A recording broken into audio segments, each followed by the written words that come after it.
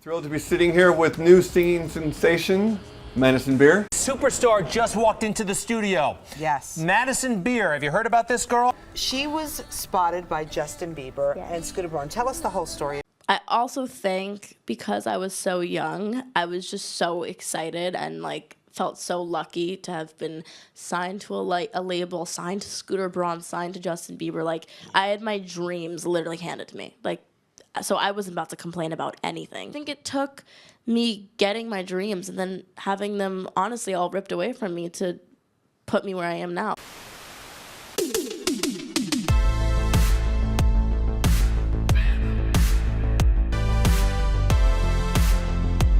Hi everyone, welcome to this video. Today we are going to be talking about Madison Beer, her music career and journey, and theories as to why she isn't considered one of the main pop girls. So when we think about the main pop girls right now, there are a few we can think of at the top of our heads, especially with the rise of Gen Z pop girls. We immediately might think of Sabrina, Billie, Olivia, Chappell, and Tate McRae. She's kind of getting up there right now. Madison Beer, who has been in the industry for over a decade and is in the same age group as these other artists, isn't nearly as big as them in terms of her music. So when you think of Madison, what do you guys think of? Do you immediately think of her music or her good looks? Over the years, Madison has been known for a few of her hits, and most recently her latest single, Make You Mine, became especially popular. From an outside perspective, Madison would make the perfect pop star. If I were a music executive or working for a label, I would view her as quite literally the most marketable type of artist if we're looking to shape somebody for pop music. She has pretty much the whole package in terms of good looks, a good following, a nice voice, and an aesthetic that a lot of people adore and would follow. This is just what I would think a music rep from the industry would see. But from a business perspective, she does seem like the total pop star package. She did draw a lot of inspiration from Ariana's early aesthetic when she was in her pop girl era. It did work for her for a bit, but now it seems like people aren't recognizing her for her music anymore. She's even been compared to Megan Fox in terms of looks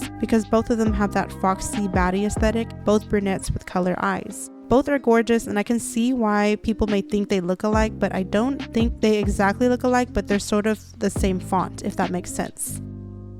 Now let's rewind a bit and see how Madison got her start in the industry. She was actually discovered by Justin Bieber himself when she was posting covers on YouTube, and he shared a link on social media shouting her out. Discovered at 12 years old on YouTube. I was posting covers, singing some songs, and Mr. Justin Bieber saw one of them, and I was signed to him and Scooter and all that stuff, and it was it was a whirlwind. It's crazy because I just posted my YouTube video and then Justin tweeted it, and then now I live out here and I moved all the way across the country from New York, so. This was in 2012, and she was only 13 years old when she was signed to Island Records with the help of Justin. She released her debut single, Melodies, in 2013, and from then it seemed like the world was going to know her name. However, it's been over a decade that she's been in this music industry, and she has only released 2 studio albums and 1 EP throughout the 13 years of being an artist.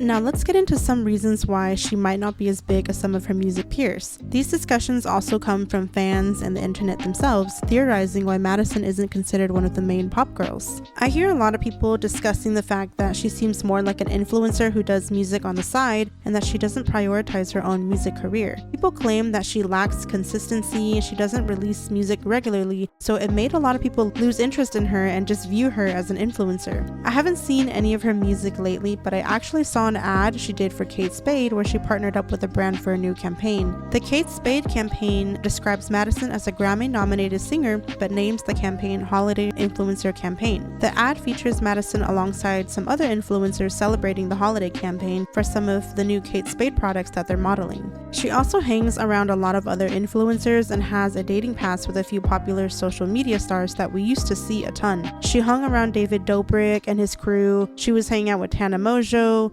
and she's also dated Jack Galinsky and Zach Bia.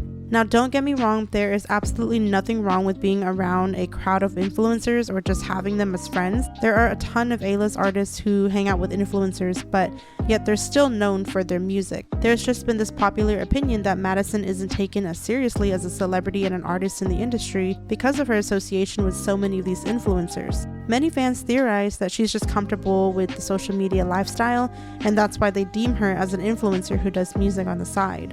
Another reason why Madison isn't bigger is because of the lack of depth in her music. Most fans claim that she just doesn't have anything they can resonate or identify with, and it seems like Madison herself doesn't even relate to the music that she releases. If you see how successful most artists are today, there is something that their fans can identify with through their music. For example, Billie, being such a huge artist, can be linked to several reasons, but one of the main reasons includes her storytelling and her music. Fans claim that they can feel the emotions through Billie's singing and that she herself can really identify with it. Some fans claim that Madison just seems to release music to conform to whatever sound or style is popular at the moment. So overall, it just seems like she may be lacking substance as an artist. In her defense though, not every single song out there needs to be a sob story or have some sort of story behind it. There are several artists who release fun pop bangers and can pull it off, and it doesn't have to be something deep and personal. However, to many people, Madison just seems to be lacking that it factor that really wants to make you keep up with an artist. When Madison released Reckless in 2023, it did so well because she seemed to put a lot of emotion into the song. That song is basically about feeling hurt and betrayed because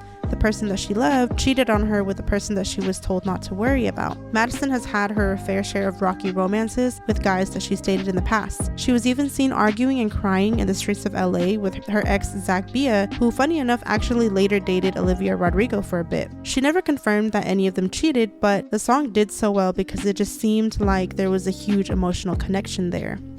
Another thing to mention is that Madison is very open about her mental health and revealed a couple years ago that she was actually diagnosed with BPD, or borderline personality disorder. She even admitted that she engaged in self-harm and had struggles with wanting to take her own life. This was her explanation as to why she named her debut studio album Life Support. She actually had some conflicts with her label, Island Records, and they dropped her when she was only 16. That's when she began struggling with herself, and she admitted that she felt like an embarrassed failure. She revealed in a podcast interview that it was a dark 3-year period in her life and that she felt like she wanted to take her own life almost every day. In her podcast interview with Josh Smith, she goes into detail about how she felt during that time. From getting dropped at 16 and getting signed at 12 and mourning the loss of those primitive years and so many other things that happened behind the scenes caught up with me. And that's when I was feeling the ways of I don't want to be here anymore.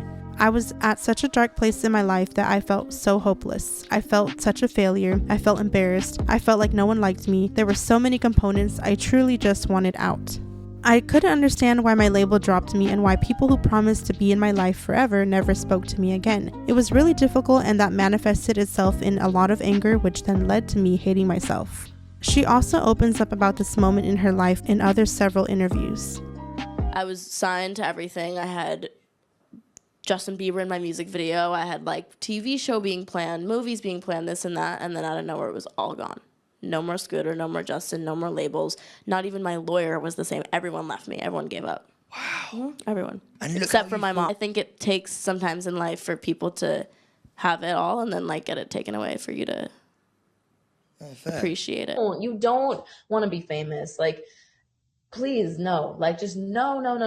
It breaks my heart because it's just such this glamorized, glorified thing that's pretty much nonsense, and it's so like fame is the downside and fame is the repercussion for creating art. I have literally been at the lowest point that a human being could be. I have literally wanted to and attempted to take my own life. I wanted to not be here anymore, and I have millions of followers and I have all the streams, I got whatever. It doesn't solve your problems. Like, it does not make things go away. And if you struggle in any type of way, like, it's only going to amplify it, and it's only going to put a magnifying glass over everything, and people are going to have their opinions in there, and it's just like, it's not what it shapes up to be. Let's not forget that she was signed by Justin's manager, Scooter Braun, who we all know had worked with huge artists. Ariana, Demi, Taylor, and there was also that huge legal battle between him and Taylor, and it just exposed how shady Scooter really was. I wouldn't be surprised if he was also one of the people who contributed to Madison's lowest point in her career.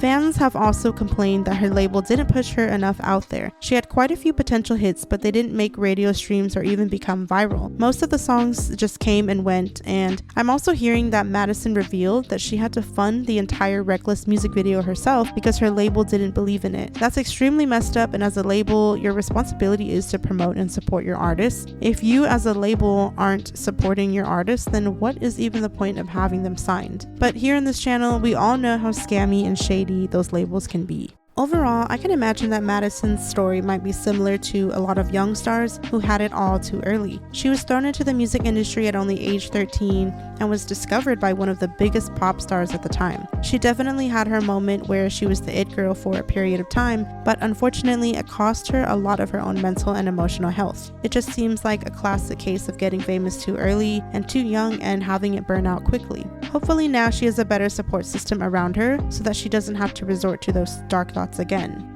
Madison is still very young. She's in her mid to late 20s, and some people in the industry barely get their big moments later in their careers, and that's okay. It's also a matter of if she even cares about music enough to consistently release it. The last big project that she released was in 2023, and it doesn't seem like she really has a passion for it. After all she's been through with her label dropping her and her pretty much getting hate for no reason since she was 13, I would not blame her if she just wanted to step out of the industry as a whole. We all know that the entertainment industry is a very cutthroat business. A lot of entertainers had to sacrifice a whole lot to be where they are right now, and sometimes that unfortunately includes their own sanity and mental health. Growing up as a preteen in the 2010s, I do remember seeing Madison first come out, and I truly thought she was going to be a huge pop star. I also remember seeing so many hate trains against her and people accusing her of surgery when she was just a teenager and all of that stuff. As somebody who doesn't keep up with her regularly, I am surprised that she went through all of this, and I wasn't aware that she struggled so much in the music industry.